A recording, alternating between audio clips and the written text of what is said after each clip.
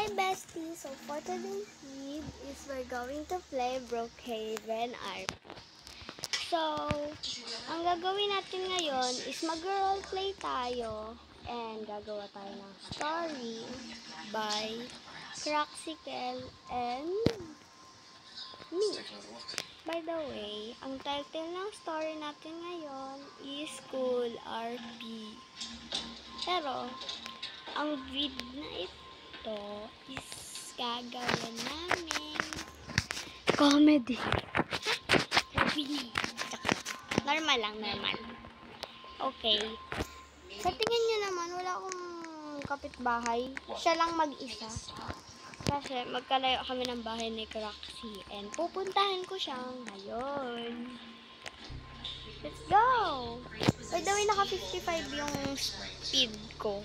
Naka max speed ako, guys. Ayun. Punta tayo kay Craxy. Malayo bahay niya siya. Hala, hindi ako marunong mag-drive. Wrong way ako. Ang bilis kasi.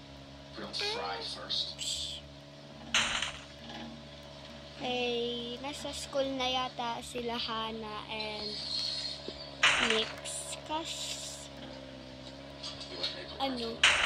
Late na kami sa school ngayon. Yeah. Okay. So, let's start the video. Hi, sunduin ko na nga si Crax.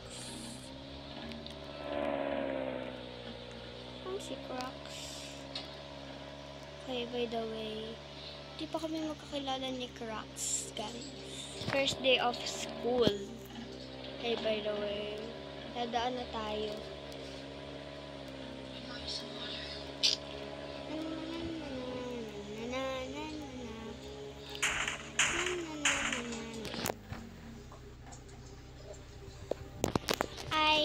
Nag-AFK lang ako, guys, kasi uminom na ako tubig. Hey, punta tayo sa zoo. Sa zoo dito, farm zoo. Stables. Dito yung parking ng stables namin.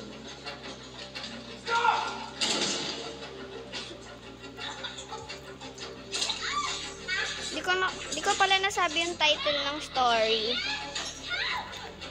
Craxy and Venice. I mean, Kiel and Venice. Hi, makapunta na nga dito.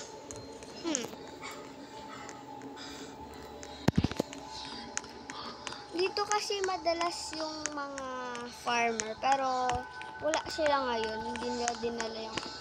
Tumambay lang ako dito, sandali. What the fuck? What yun? OMG. Ilang sandali, tumayo na rin ako. And, susunduin na si Craxy.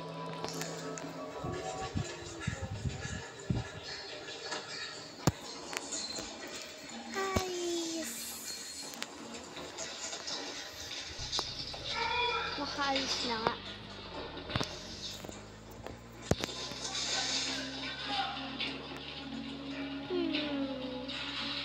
At nag-overthink si Venice.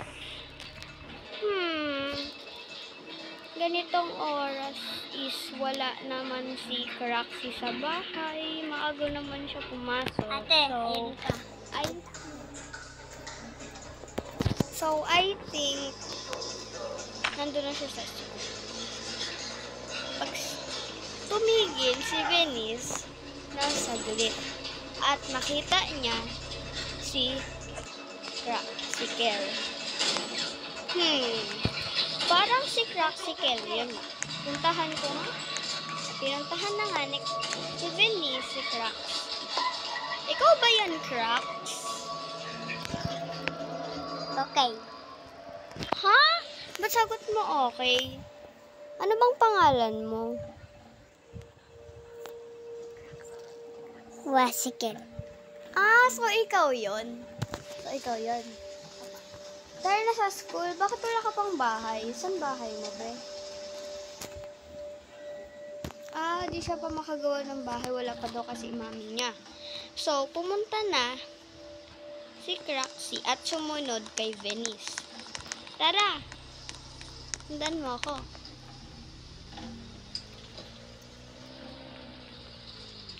Sabi daw ng prof nila is mag-update yung school nila.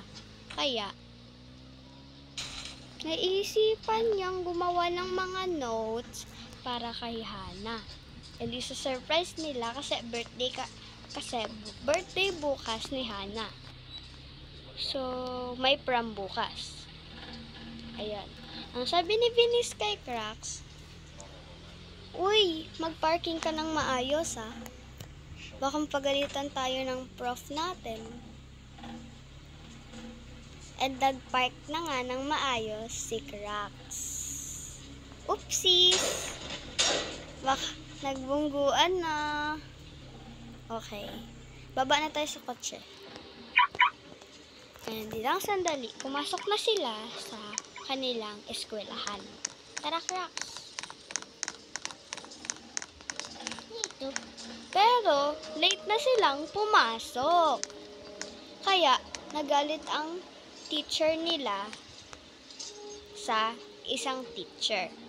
Kasi, yun yung magiging teacher nila sa klase.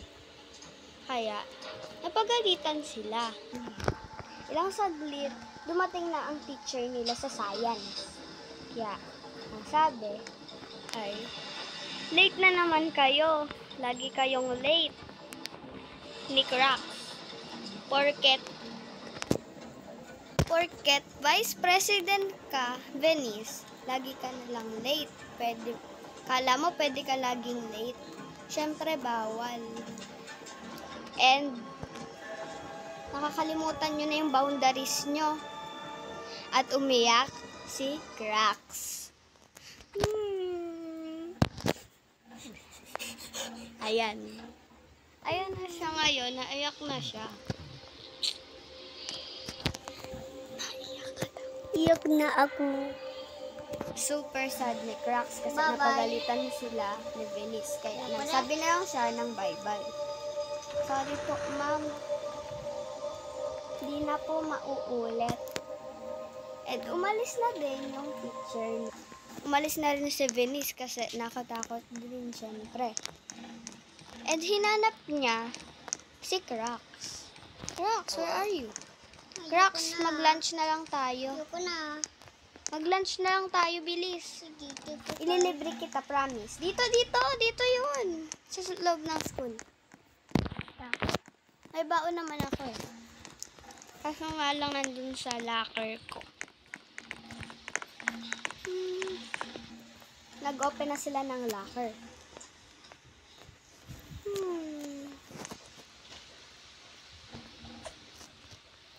Gusto mo libre? Ha? Gusto mo libre? Sige. And pumunta na nga sila sa cafeteria. Tara na, bilis. Ilock mo na yung locker mo. Baka may makakuha pa ng laptop mo. Tara.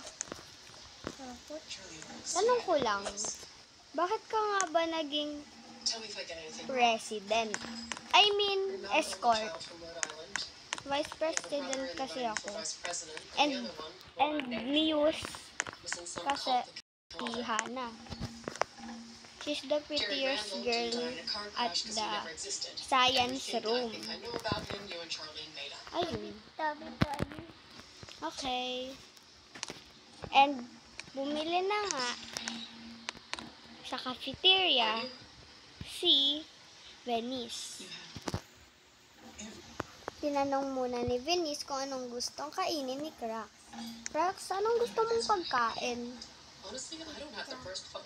"Okay, pizza." "Tapos, anong drinks?" Coke. "Okay. Ano lang kasi ako, apple." Pabili po ng isang pizza and isang Coke. Saka, isa na rin pong apple. Green apple.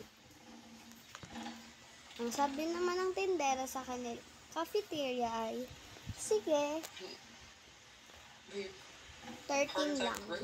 Ay, ang mura naman po. At kinuha na nga ng tindera sa cafeteria nila ang pera na kinuha ni Vinny sa kanyang locker. Cracks, kuha ka na daw ng pizza. And kumuha na rin si Vinny ng pineapple. You know what I thought? What if I wake up one night and it's just... Kuha ka na ng pizza. Bilis, kain tayo dito. What if I take you to school or the movies or the beach and he's stupid? At nagkwentuhan si Vinny sa si You Cracks. told me. Cracks, may kwento ako sa'yo. What was I supposed to say? Your father's wanted by the FBI and he would kill us if he got the chance. Ha? Ang ikukwento kasi is kung bakit ka naging late and bakit wala kang naging house. Wala ba yung mami mo dyan? Or something? Yes, I know it's fancy for Alex Maplecroft. That's na yung mami mo. What about your dad? Yeah. Ang bumaabot yung mami ko.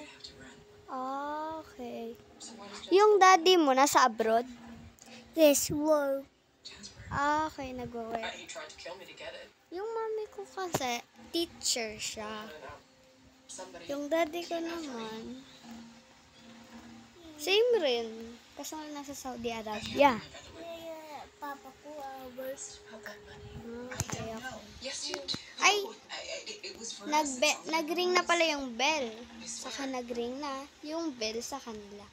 Nag-ring na yung bell, tara na. Sa next class, sa English. Sa section roses daw tayo. Dito. And you just... Nakapasok na sila, Venice at Cracks, at umupo na. Ang sabi ng teacher nila, "Good evening. Good evening, children." Kasi may pasok daw sila sa gabi, panggabi. Kasi sila minsan, tuwing Friday panggabi sila. So, ang sabi naman ng teacher nila, good morning kanina, and good evening ngayon. So, ang gagawin natin, and ang topic natin ngayon is English. So, speak English, and let's start the lesson. Okay? Sabi ng teacher nila is mag-introduce daw muna ng selves. So, sabi ni Venice ay, "Ma'am, pwede po ba mag-raise ng hand?" Ang sabi naman ng teacher nila is, Your total is $12.50. speak English na. And you may raise your hand if you want to go to the restroom or something and talk to me nicely. And if you want something to say, just raise your hand. Ang sabi naman ni Venice ay, "Okay, ma'am. I will do it." Ang sabi ng teacher nila Venice ay, "I will introduce myself. My name is Ma'am Mika Alvarez. But you can call me Ma'am Mika. Okay? Understood?" Everybody says, "Yes, ma'am. We understand it. We understand you." Okay, class. Who will stand here beside me and introduce themselves? And nag-raise ng head si Venice. Okay na? Stand and come here beside it. Sabi naman ni Venice, "Okay, ma'am. Coming." And tumayo na si Venice at nag-introduce herself.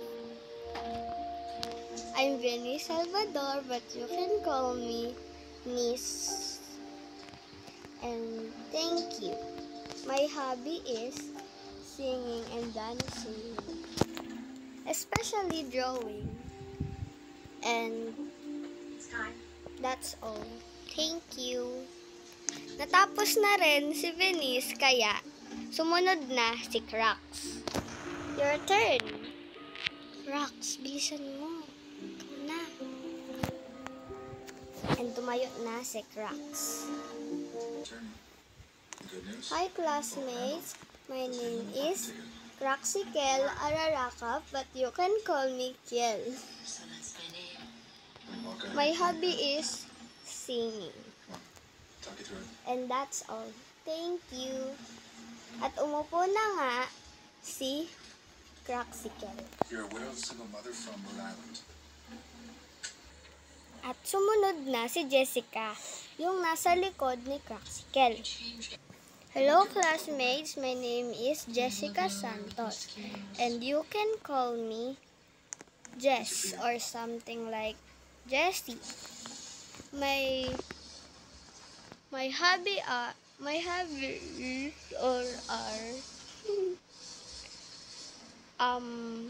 Talbots. How you ang talk. sabi naman ni Venice, kaya mo yan, Nothing can Jess. signal Jane Corn. Sabi niya. Don't worry, she's long gone. Ang sabi naman ng teacher nila, don't cry. Don't cry, Croxical. This is Wishful. You'll be alright. And She's the best. speak English. Speak English, I know you're Venice. nervous about seeing her. And nagsalita na ulit si Jessica. We'll get him. My hobby, We said that last Or- year and the year before. What if he drawing finds us? and Focus on being more. painting. You're And more. that's all. Thank You have your you. hands full. And umupo na si Jessica. Ang sabi ni Croxical ay, Ma'am, may I go out? Pupunta lang po sa CR. And sabi ng teacher nila is, okay, go. And remember to speak English, okay? Sabi ni Crocs is, okay, ma'am. And ayun na nga, pumunta sa CR si Croxical. Pero hindi nila alam na umuwi na pala siya. Randy. Makalipas ang 1 hour. Hi! Wala si Crocs. Kanina pa siyang wala. California plates H793WBZ. Hana! Bakit? Nasa si Crocs? Nag-cutting class. Chinat niya ako eh. Ay, ganun ba? At nalaman na nila na nag-cutting class si Croxical. Wait for part 2, guys. Nalobat si Croxical. And don't forget to subscribe, like, and don't forget to share it with your friends. Bye-bye! Say bye-bye, Crocs. Bye. Okay, ayun. Props lang yung mga skeleton, ha. Hello. Wala kasi kaming dalawa lang kami. Okay, bye-bye.